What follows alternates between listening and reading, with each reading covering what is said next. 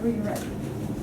First introductions. Everybody came and introduced them, but I'd love for you guys to go around and names, if you're a junior, sophomore, what you're going into, and what you are interested in studying moving forward. Really sophomore.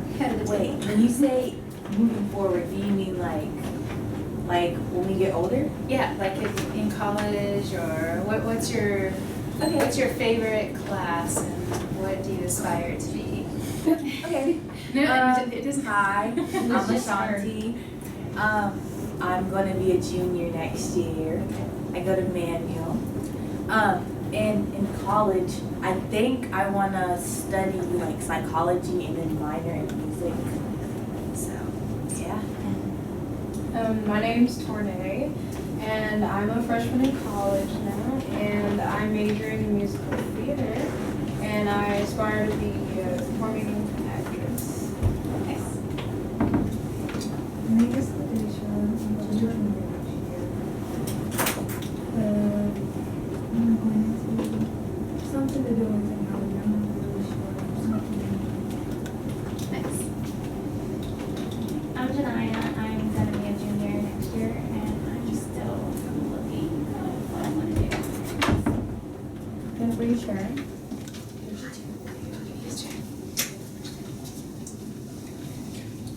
We can scoot. You guys will scoot down. Make sure everybody's around the table. Go ahead and take one.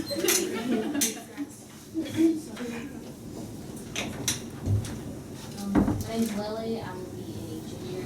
I go to Manual.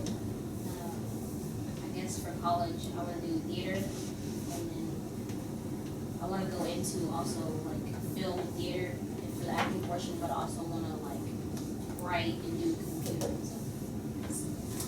My name's Briasia. I will be a junior next year at a SIP school, and I want to be in nursing when I go to college.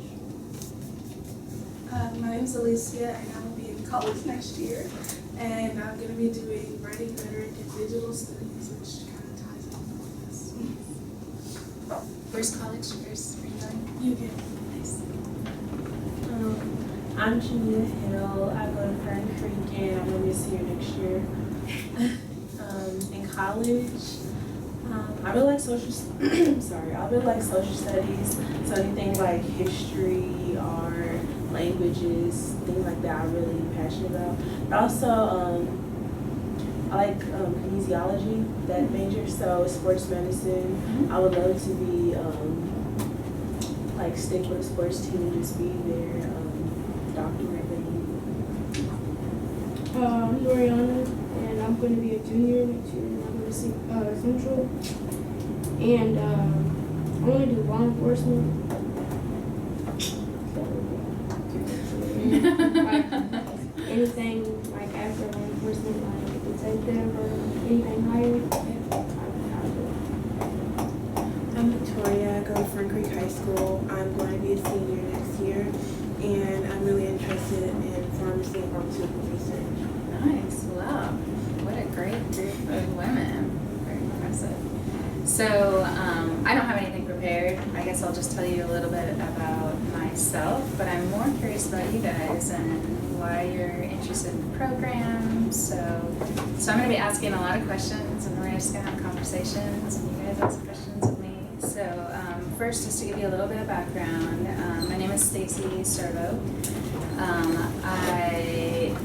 My degree is in environmental engineering. Did that for many, many years in consulting. I loved math and science, so I knew at some point I needed to go into technology. And then realized, that I was really more interested in getting outside of a cubicle and doing more marketing stuff. So kind of shifted my career into marketing. Also decided to try to run my own business. So I started a property management company. That was back in 2008, and then founded New Toulouse, which is a social resource for newcomers. I myself was a newcomer to the city, so I wanted to help other newcomers entrepreneurs integrate. So I started that in December of 2009, and that's still ongoing. And then currently I am the VP of Sustainability and Growth at Kale & Flax, and they're a creative design firm. They do human-centric design. They also do development and technology on the back end. But what kind of sets us apart is we lead with empathy. So we lead from a human perspective, because you know that when you go to a website, you're often on your phone, and you probably spend like maybe 2 minutes on a website. So if you can't see what your company does, then you're going to be on to the next site. So it's about creating that user experience. And then most recently, we launched a accelerator. It's a business accelerator for female founders, and it's specifically for idea and early stage. So any women, as long as the company is 51% female-owned, they are welcome to apply for the program. It's a 9-week program here locally in Louisville. We do weekly workshops, and there's everything from design to pitching to finance to growth hacking. Does anybody know what growth hacking is? So it's basically like, it's so you want to get, let's say you want to get your business into the New York Times. So, and you are a food-based business. So you Google. It's really just kind of like just detective work in a sense. You're just behind the scenes and you're Googling and you're saying New York Times, who's the food writer at New York Times? Oftentimes their email is not listed, so then you kind of like figure out like, okay, how am I going to find this email? Make sure you follow and identify influencers in those markets that you can kind of reach out to, and then somehow you find your way to this person and you pitch them the story. So it's a little bit of hustle, a little bit of detective work, but it's also really fun because it's kind of a challenge. So a little bit of that, legal. Basically, we kind of cater it to whatever our entrepreneurs need during that system or during that time, that program. And we did a kickoff event. We just actually 2 weeks ago had our demo night, which was the completion of the program. And they presented their ideas on the big stage. We had a big event at the Speed Art Museum. So it was their opportunity to kind of, pitch their business. We practiced a lot on projection and how to be confident in your numbers and how to engage the audience. And the most important thing as a business owner is, why did you start the company? So then it gets people to start thinking about, oh my gosh, they're really passionate about this. Is there a problem? Are they solving a problem? So when you have passion and you're solving a problem, then people are interested and want to help, whether it's mentor or investment. And then specifically the reason we launched this program is there's only 12 accelerators in the U.S. that are female focused. And we want, there's a lot of stats that say, actually, women business leaders have a 35% return on investment. So if you're a smart investor, you want to invest in women-led companies. And so that's what we're doing as well, as we're just educating investors, educating the general public that a smart investment is a female business owner.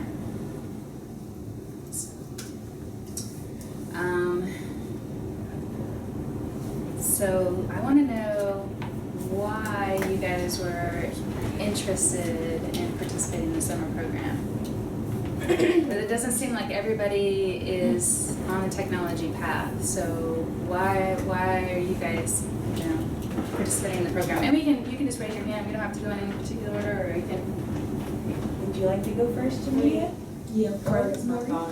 Okay. Okay, so at first I just really needed a summer job, for real. But then after our last speaker, and I'm glad you're here too, she was talking about the different ways you can apply this to different industries, not just technology based, because everything is technology. And eventually it would be nice to create my own app, kind of like Duolingo, but better, because I'm really interested in learning languages. Like I want to become like trilingual one day, like Spanish and Italian, and then I can branch off to other things. But yeah, I really like languages. Gives you the tools to kind of build who you want. So, I'm going, okay. So, well, first, I'm kind of like Jania. Honestly, I wanted to like build my resume because I needed to like put stuff on there that I've like had experience in doing different things. And then after like the speakers, like she said, I realized that you could do a lot with technology. And I already knew that because like we live in technology. But then I thought about like other different things you could actually do, and I'm really excited to be in this program.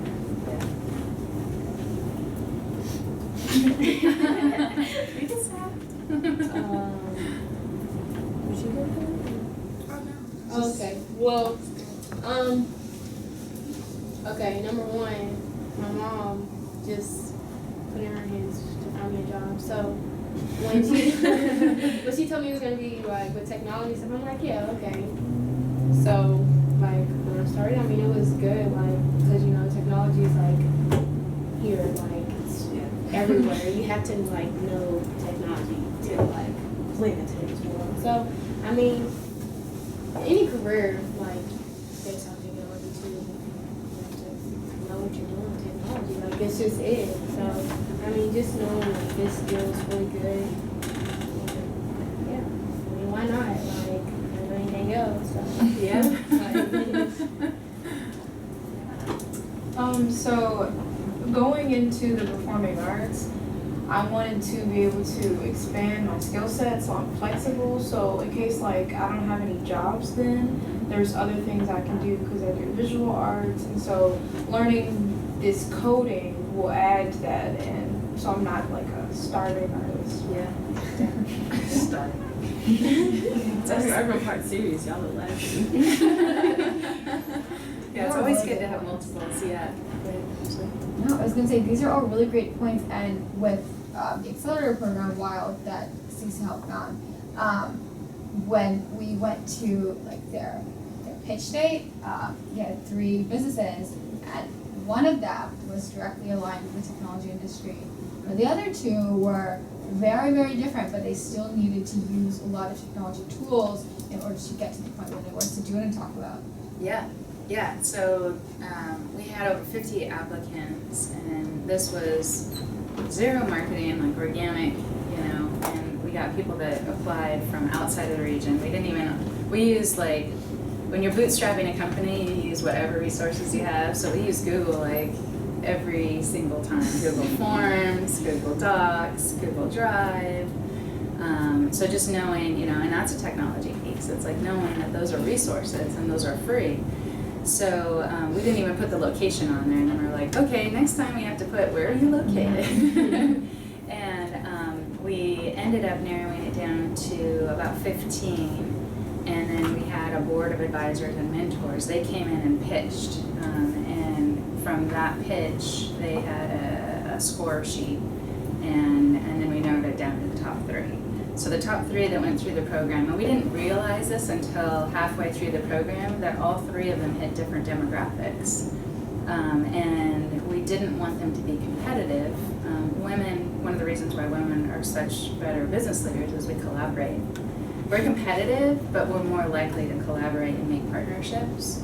So that was very intentional from the program. So none of them were competing, and none of them were hitting the same demographics. So the first was called Dry Baby, and it's a sister team, and they developed, actually they licensed a technology that's used in the military and for astronauts that is spill and water resistant.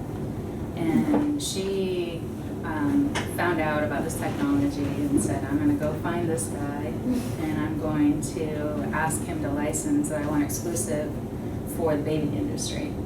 So she hustled and got that signed, and then she immediately turned around and said, and now I want you to set the price for the next 5 years. So, so a Gerber or any other company couldn't come in and take the technology that she was building her company off of. But she does these bibs and these onesies that are completely spill and water resistant. So if the baby, of course babies spit up, she can just wipe it off, and her hashtag is spit happens. And so their demographic are, obviously there's babies and then the new parents. And then the next one is the technology one that Anjali was talking about, Najeka Harry. She runs it's called 3D Academy for Girls.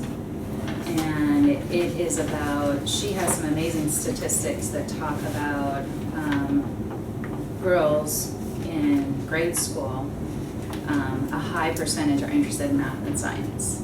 And then once you get to middle school, it almost drops off. It's like we either don't see the opportunity or we're not, disinterested, disengaged in some point. So she's trying to change that.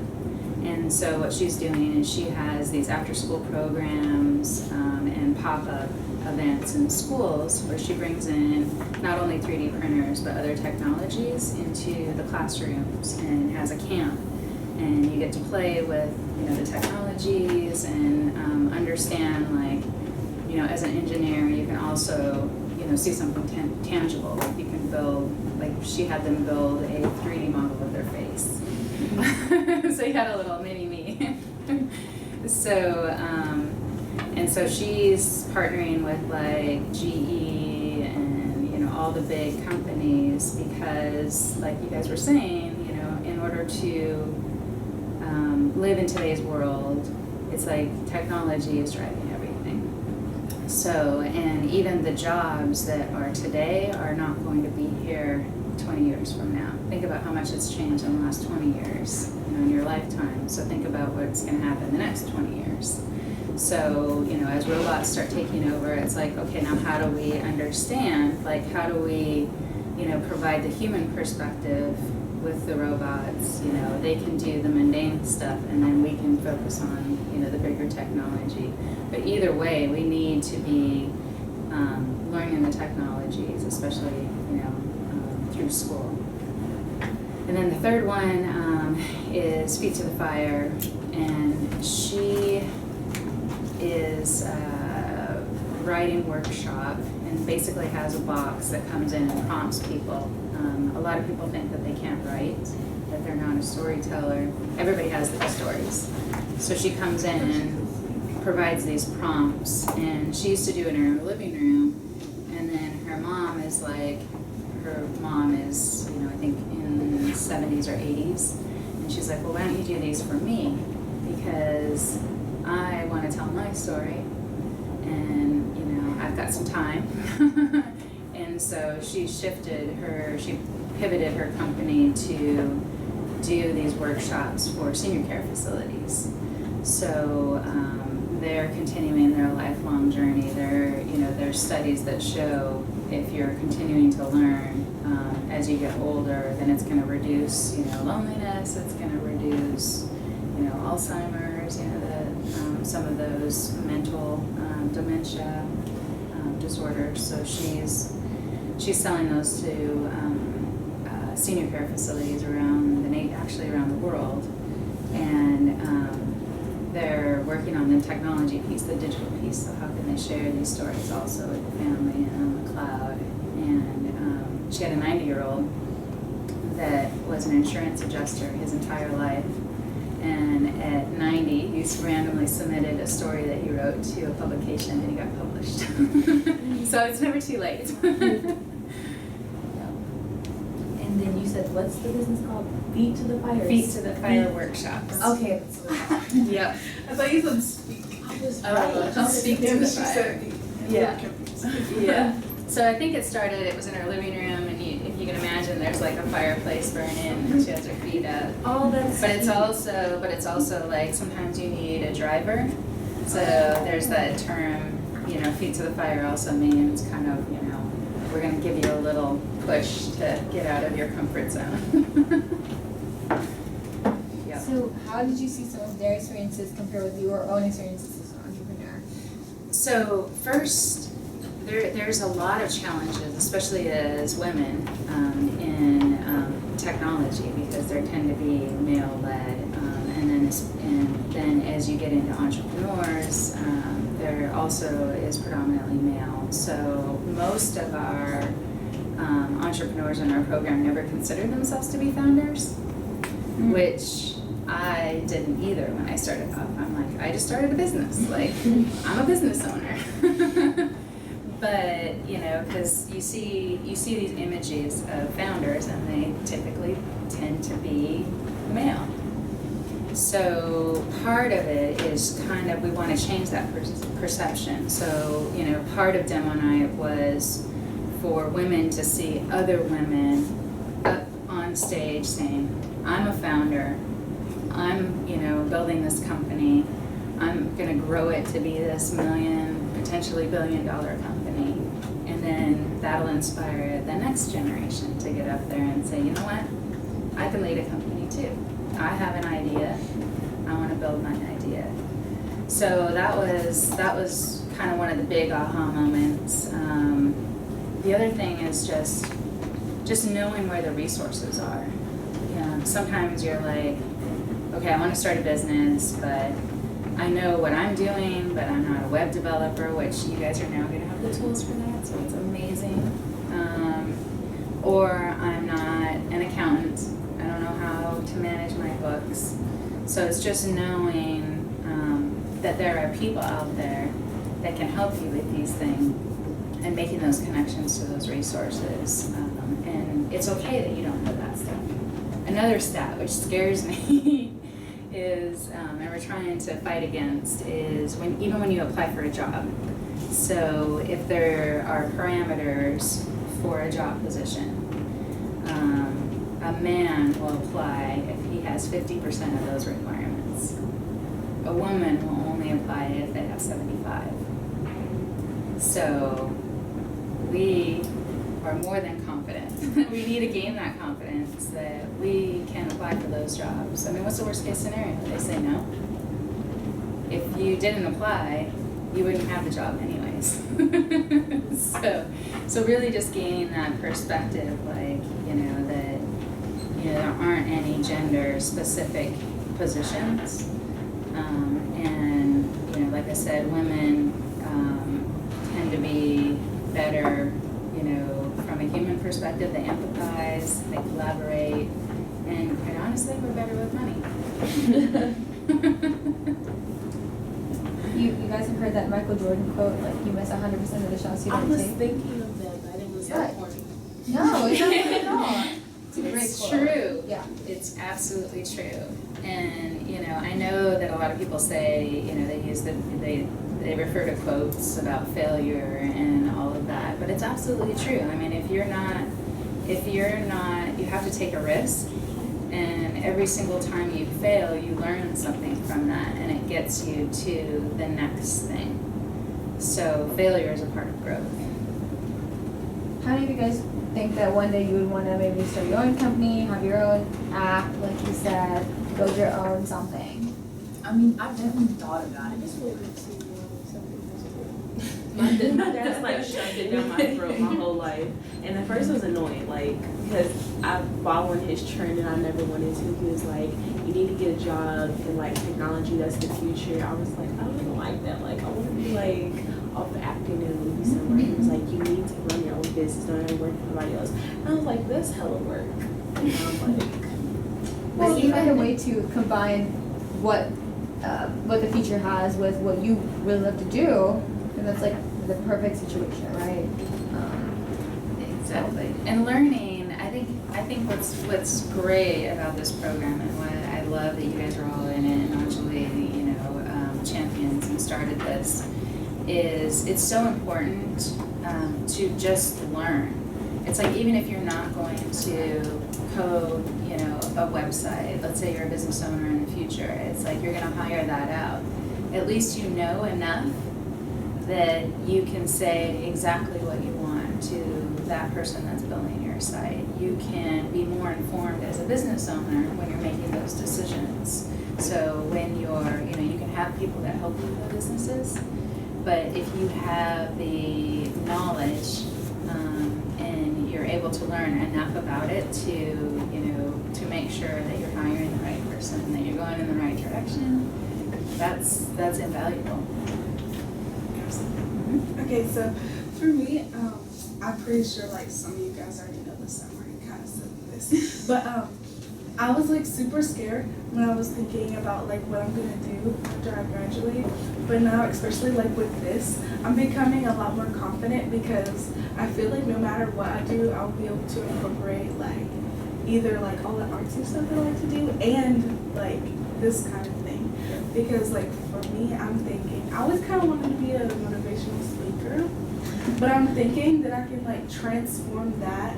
I really want to start my own business, like I really, and this is motivating me a lot. And I'm not exactly sure what I'm going to do yet, but then that's where I can incorporate like the motivational speaking thing. So I start my own business. So then I go and present to people, and instead of like just talking to people, maybe I can present it through a poem. Maybe I can present it through singing.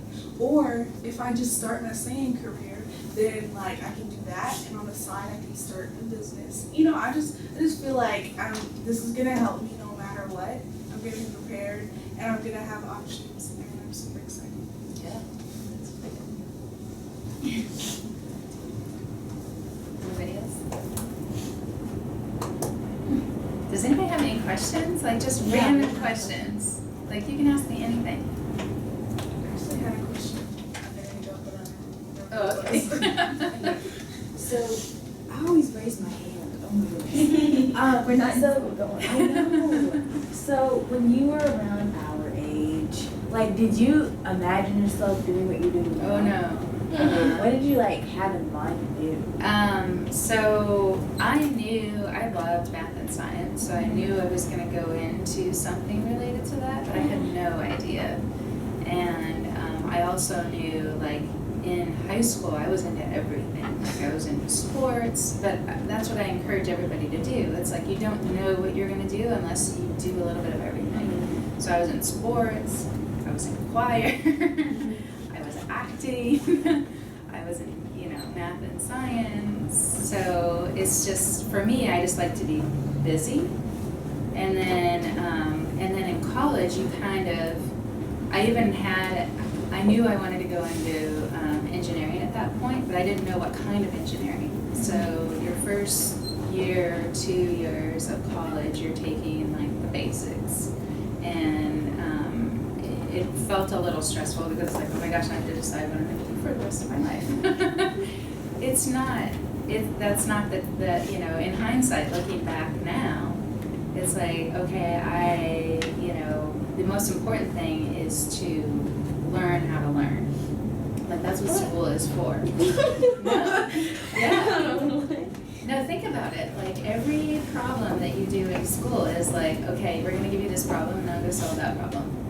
So now that you've learned to kind of look at that problem and figure out whether it's a math problem, whether it's like a science, or whether you have to do some research on the internet, you're learning how to learn. So in an everyday situation, everyday life, you're like, okay, I need to. That's mind-blowing. Yeah, right? Yeah. That's actually like legit true though. Like, Baker, yeah. that's why our English teacher Baker is always saying like, wait, you go to Baker? Yeah. Oh, did you go to Frank Creek? Yeah, I was still I there. told you that already. You go to Frank Creek? I didn't. Did you take Baker's too? No, he was my Aggie Plus. Oh, I feel bad for her. I know. Frank Creek is okay. But Mr. Baker, because he's always saying some profound stuff that like nobody wants to hear at 7:40 in the morning. But he's like the whole purpose. Like he hates when we complain about math classes because our math classes are easy, and plus it's like the whole purpose of math is not to like learn trig or something. Because he hates when we say we're never going to use it. He's like, it's to teach you how to think critically and how to. It's basically an exercise for your brain. So I get what you mean, like teaching how to learn. Because whenever you're during the summer and you. Exercise your brain. A lot of the skills that you learn, like programming and stuff like that, are things that you could really apply to any aspect of like your day-to-day life, you know? Like how to, when you get stuck, how to think of creative solutions. Sorry, I think I'm having trouble. We can speed down some. No, it's really fine. I was just Okay. going back. I was just looking back into the scene. Yeah, so how to think of creative approaches and creative solutions to problems that you've never seen before. And even like there are a lot of math principles that go into programming, which is really cool. So you don't like that, but it's not like. But if you think about it, programming is like an application of math. It's not like pure trig or whatever, like you said.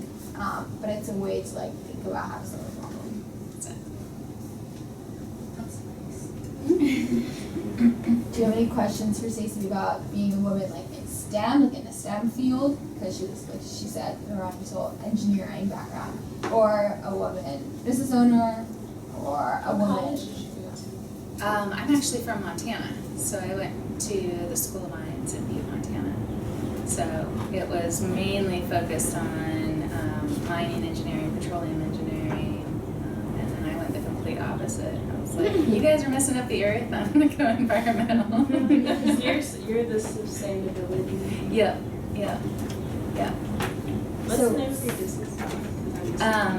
I now work with, I own New Toulouse, and then I'm also the VP of Sustainability at Kale and Flex. So the story behind Kale and Flex, this is a funny story. Okay. We get asked this all the time, and I did not come up with the name. Our founder and creative principal is pretty smart about these things.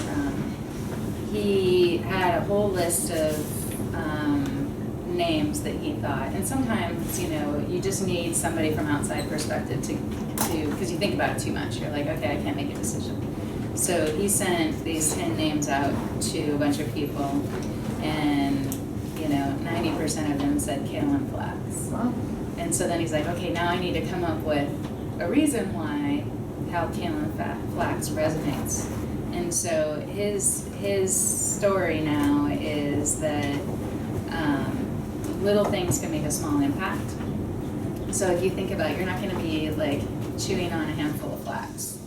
It's not, doesn't taste good. It's just like raw oats. Yeah, kale, you know, it's okay, but it's much better in a smoothie. So that's his thing. It's like little things can make a big impact. So it's like you put things together and then you build, you know, from a coding, from little design, you know, aspect, you build, you know, beautiful experiences online. That's really cool. I had no idea. Yeah, That's yeah, really nice. yeah.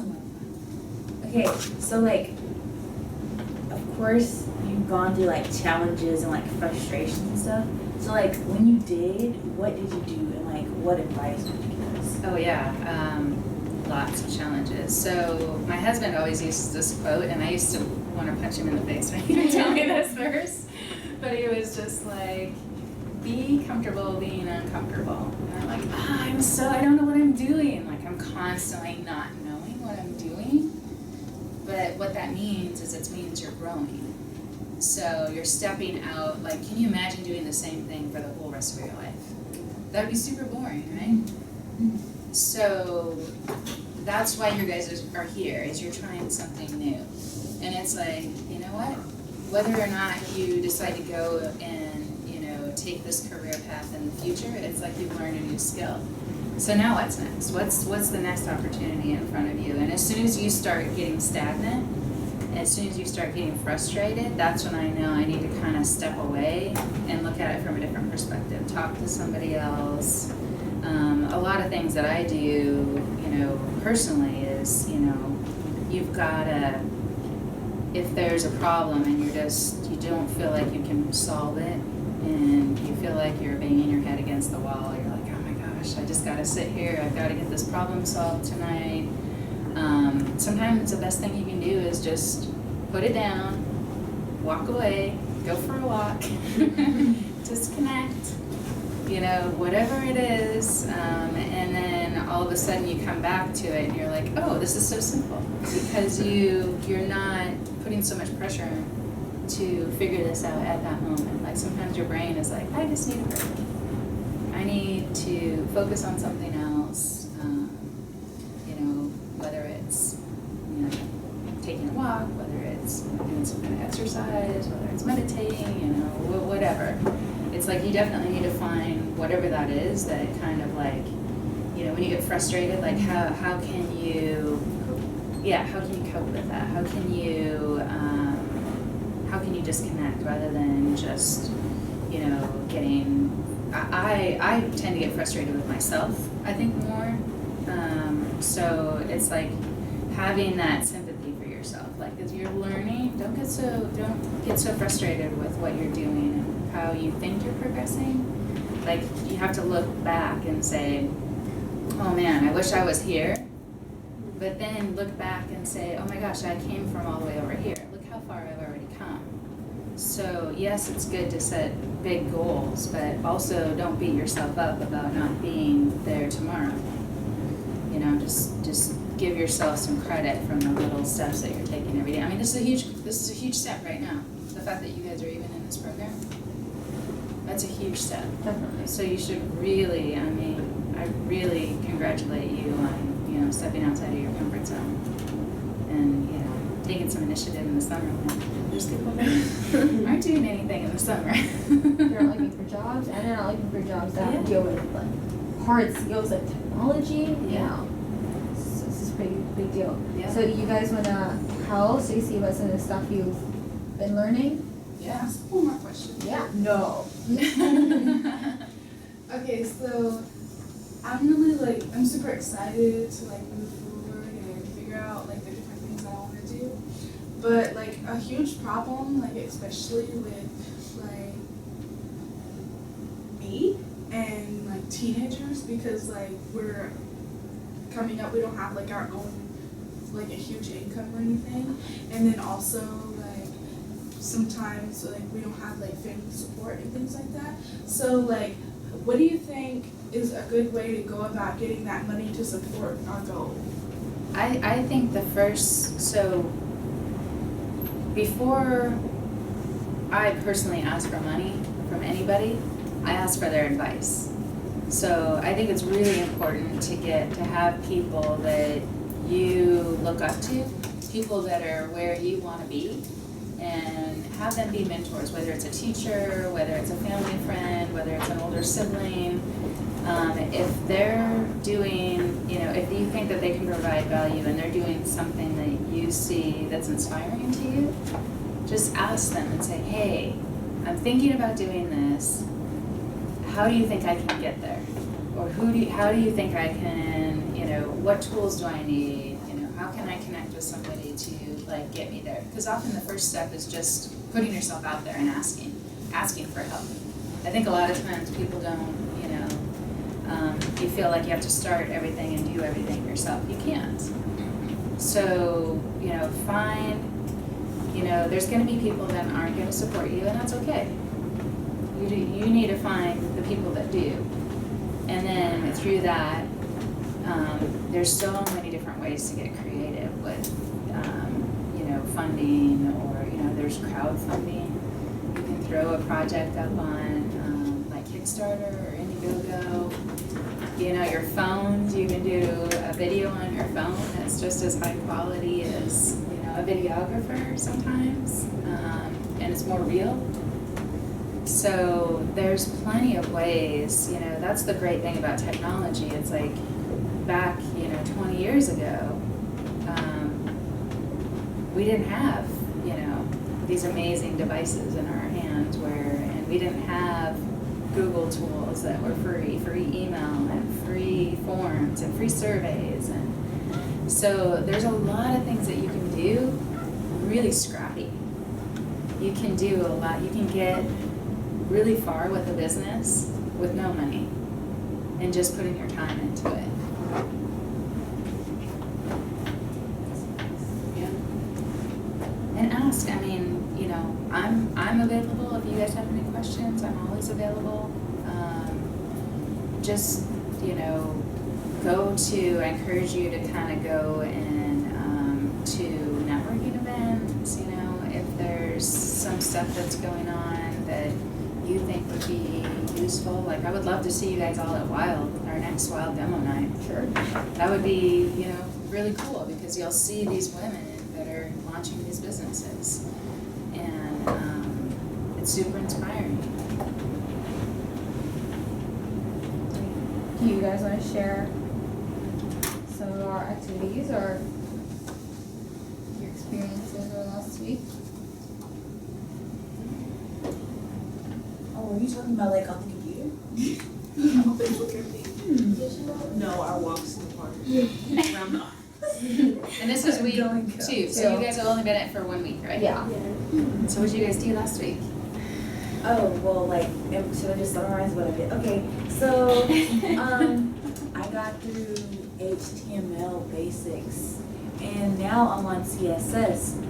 And, I mean, I'm doing pretty good, but I've had to, like, rewatch the videos so many times over and over, and sometimes I have to, like, take a break and, like, chill, because it's just, sometimes it's so confusing, like, connecting the two together, I get so confused. Yeah. But, other than that, I'm pretty good. I'm pretty happy with what I've done so far. Good.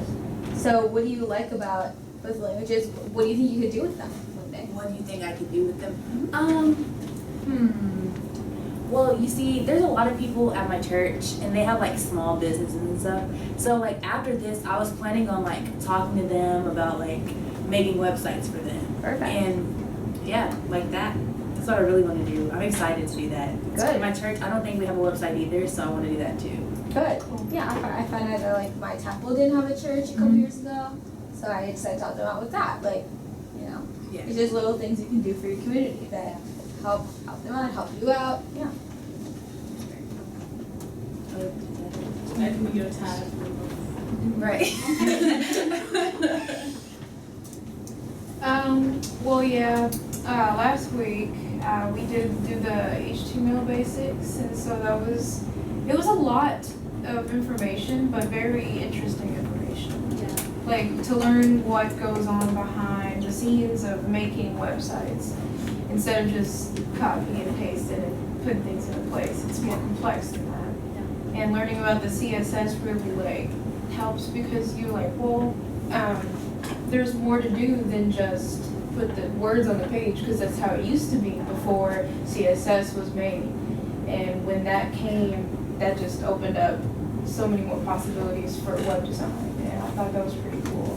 So it's been an adventure, but very interesting and fun, and I'm glad that I'm learning it. So one thing so we're starting off the program, the first couple weeks we'll do HTML, CSS, by the end of this week we'll do stuff with WordPress. So you guys all wrote blogs last week, right?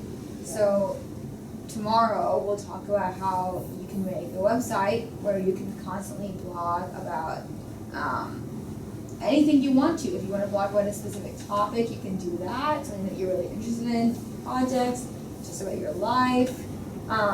After that, Visionarium. So do you know Angelique Johnson, Michelle? So they're like working on this project called Visionarium. So it's another accelerator, and it's kind of for I think they have a lot of like minority-owned businesses and stuff like that. Nice. Basically, they have this accelerator program, and we are going to be working with them to build them websites. Nice. In the next couple of weeks, you guys will meet those business owners. And then we are going to take a break from some website stuff, and we're going to look at some stuff with 3D printing and how that can be used, and how 3D printing is something that could really be used for any like industry that you're interested in working in, not necessarily technology fields at all. And then we'll conclude the program with some mobile app development. We're going to look at like Swift for iPhone, how to build iPhone apps, something that you could one day look at to replace Duolingo. But yeah, so Well, we did 3D printing. I really like printing off, because I did that at school and they had the printers. did you design what you, Yes, because I was on Seeker's team, like underwater robotics, and we like designed all the parts. So tell us about that. Yeah. It's super cool. Yeah. Underwater. We had no idea. Yeah, so it's, you build your own robot to go underwater, and you have to get through obstacles. It's like rings you gotta pick up with the robot. Going through hoops and stuff. Wow. And you have to build your own robot. It's like a kit. It takes time. We had to, what is it called? You melt them, I forgot, melt the metal and stuff to make. Oh, yeah. Yeah, soldering. That took forever. Like, Did you like hand solder the pieces? Wow. It took forever. It was So a how did you like stressful it? thing. How did you like working with your hands like that? It was fun. Yeah? Although I messed up. Like, That's me okay. and my partner, we messed up. I mess up a lot too. we soldered pieces on the wrong side of the motherboard. I didn't know It's so funny. But I bet you didn't make that mistake again.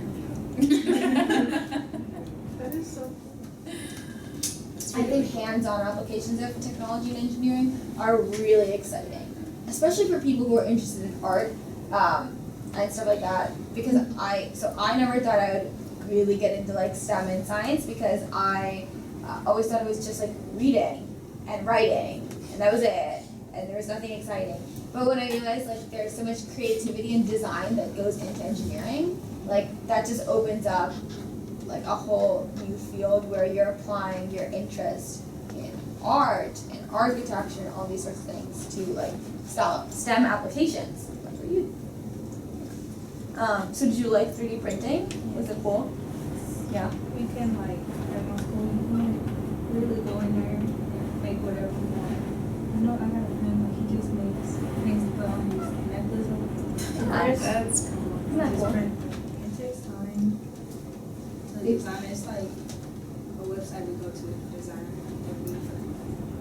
They 3D print jewelry and stuff now. Like they have companies that are like in a lot of big cities. They will have 3D printed like earrings, necklaces, like everything. So again, like we have art, and technology all together. Does it make it more expensive? It gets 3D printed? No, 3D printing is so cheap. That's the reason why people love 3D printing. That's the reason why I use 3D printing for like my projects and stuff because it's so inexpensive. Isn't a machine like $1,000? The machine is expensive, but like to make, you can use the machine so many times over at such a low cost that like over time it's a great investment. Does that make sense? Like each time you want to make one thing, it'll cost you a couple of cents. Like, Where are you guys doing the 3D? Is it first build? yeah, I think so. I think we're gonna do it at first build. Or if not, we might go to level 1. But I know that level 1's printers have like issues. Yeah. Besides here? Mm-hmm. Besides here? There are no 3D printers at this office. Or talk to Anjadeka Yeah. as well. Yep. Yes.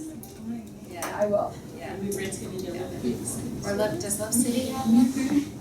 I don't know. I have to check on that. Yeah. Yeah. You should ask that. Oh. Yeah, how we getting there? Are we renting a yellow big school bus? Somewhere. I saw a school bus the other day. I was like, Oh, why am I seeing a school bus? I was so sad. I think they still are doing field trips and stuff, even though schools are, or like some schools are.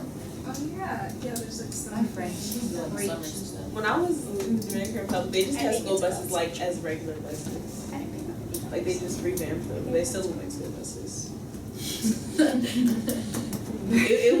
would just sit like in the city. We would just sit big old school bus and just like people just going to the destination. Oh my God,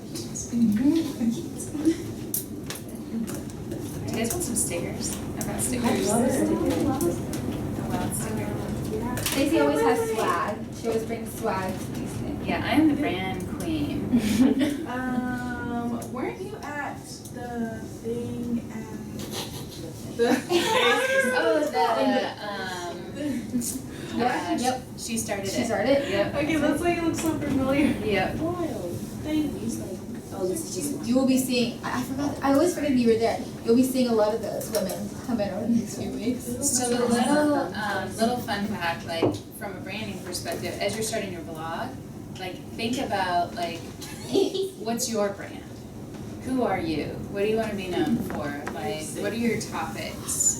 And then think about like what is that domain? Like so, you know, do you have a domain with your name or a lot of times when I start a business, I use this website called NameCheck, and I'll go in and I'll plug in, like for example, Wild.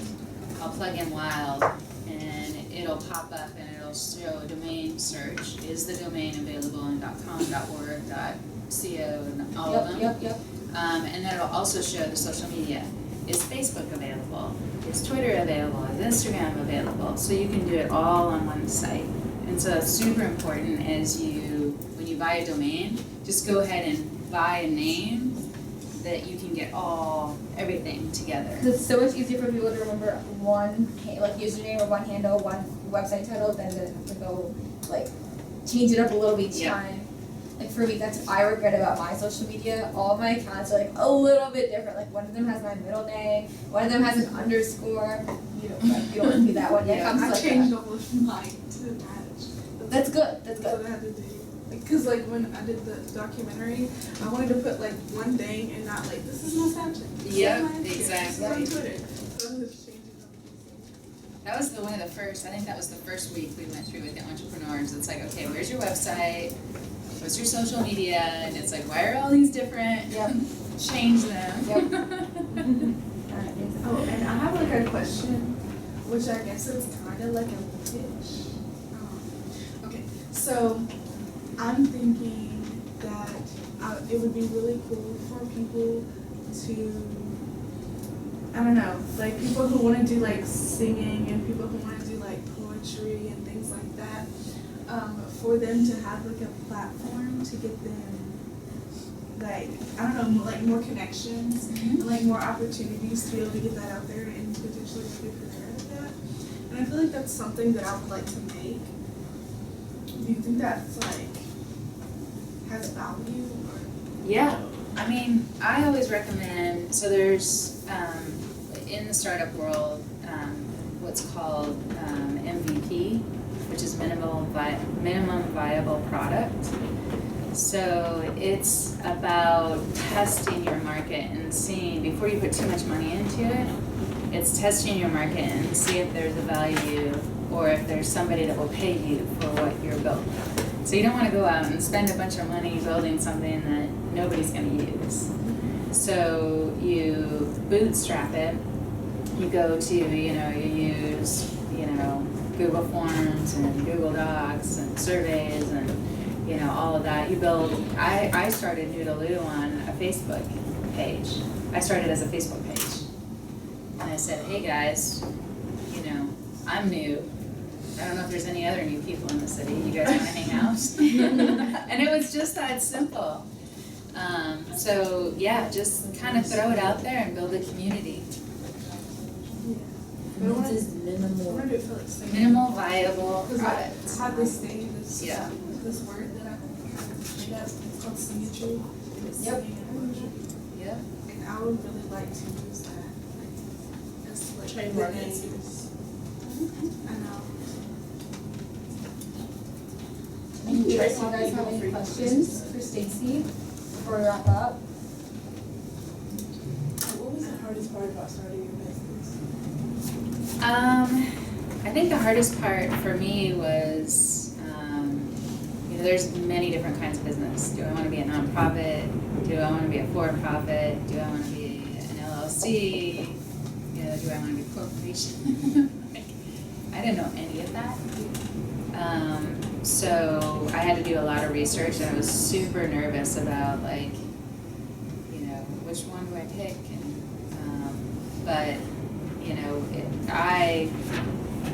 I recommend, just starting off, I started off, my most recent companies as LLCs, which is a single, we set it up as a single entity. And then from that, you can always change it in the future. So if you wanted to be a nonprofit, then you can change it into a nonprofit. But, that's the easiest way to get it up and running.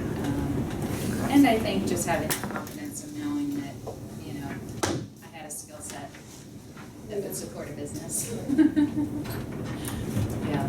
And I have just a question.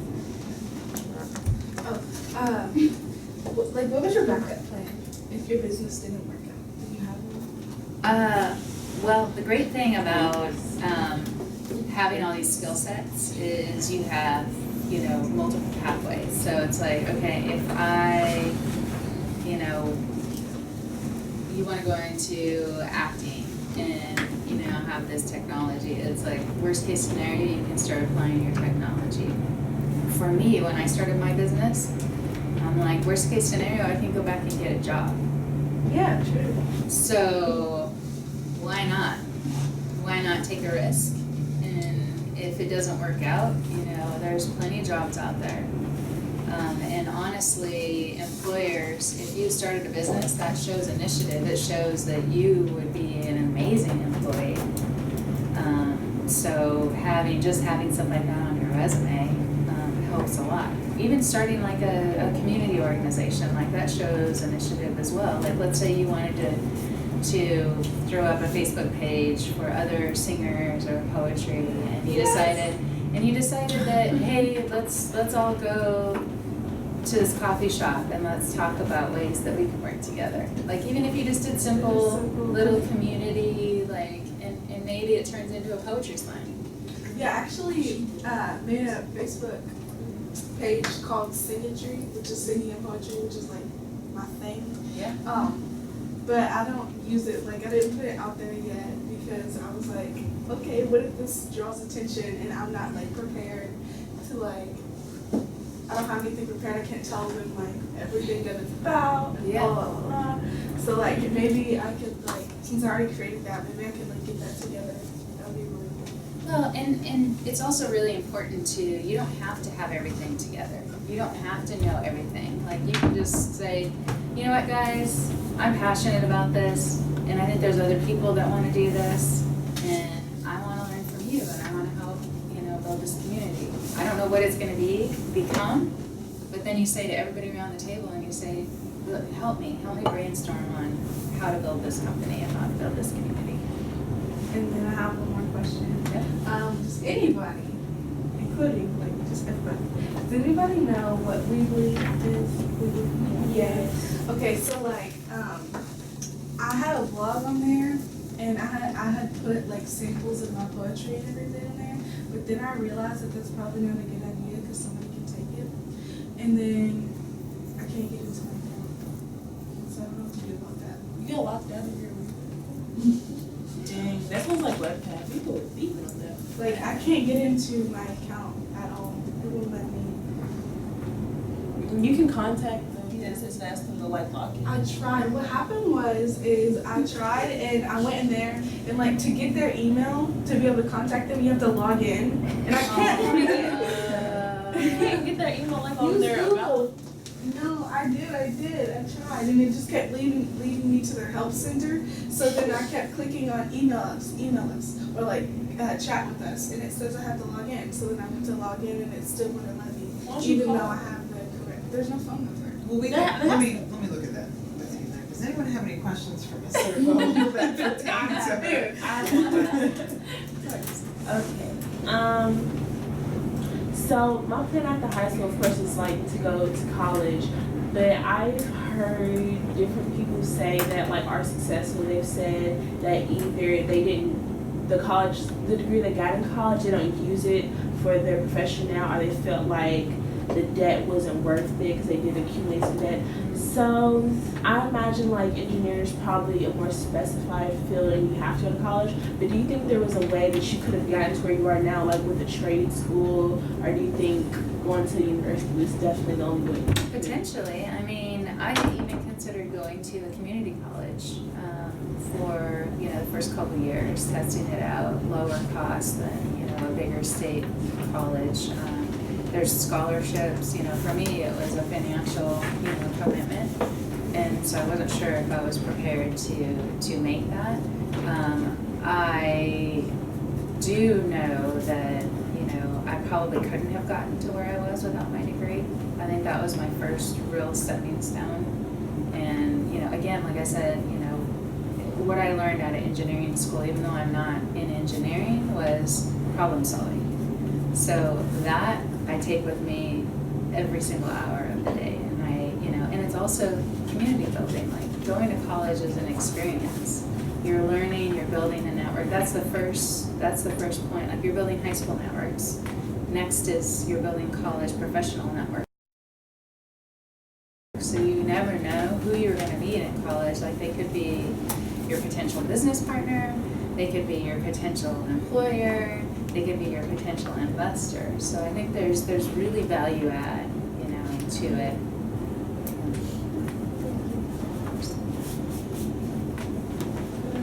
Other questions? All right. Thank you so much. Yeah, of course. Thank you guys. All of us. Oh, thank you. You're welcome. Thank you so much. Yeah, and then you have my email, so if Yeah. anyone